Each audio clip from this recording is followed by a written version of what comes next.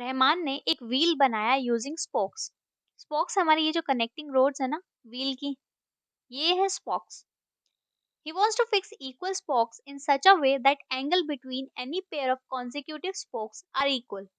अब उसने जो स्पोक्स है ना वो इस तरीके से लगाए हैं, किसी भी दो स्पोक्स के बीच का जो एंगल है ना वो सेम है, राइट।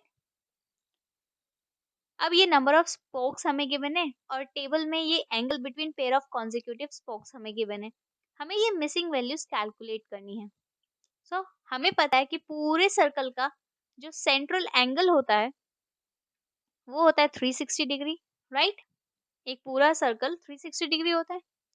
अगर हमें angle between pair of consecutive spokes calculate करना है तो हमारा फॉर्मूला होगा 360।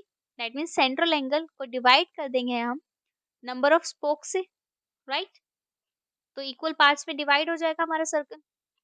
सॉल्व करते हैं। अगर हमारे पास नंबर ऑफ स्पोक्स 8 हैं तो एंगल बिटवीन स्पोक्स हमारे पास आ जाएगा 360 divided by number of spokes that is 8।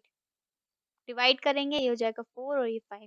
So angle between spokes हमारे पास आ जाएगा 45 डिग्री। सिमिलरली अगर स्पोक्स है 10 तो हमारे पास एंगल बिटवीन स्पोक्स होगा 360 डिग्री अपॉन 10। एक जीरो से ये कैंसिल तो ये हमारे पास आ गया 36 डिग्री। अगर नंबर ऑफ स्पोक्स 12 है तो एंगल हो जाएगा 30 डिग्री। सो हमारी टेबल होगी कुछ इस तरीके से। अब हमें ये बताना है कि एंगल ऑफ स्पोक्स और नंबर ऑफ स्पोक्स का जो रिलेशन है वो इनवर्स प्रोपोर्शन में है। अब अगर जैसे जैसे हमारे नंबर ऑफ स्पोक्स बढ़ रहे हैं उनके पेयर्स के बीच का जो एंगल है वो डिक्रीज हो रहा है, राइट। दैट मीन्स ये केस है इनवर्स प्रोपोर्शन का। So yes it is inverse proportion.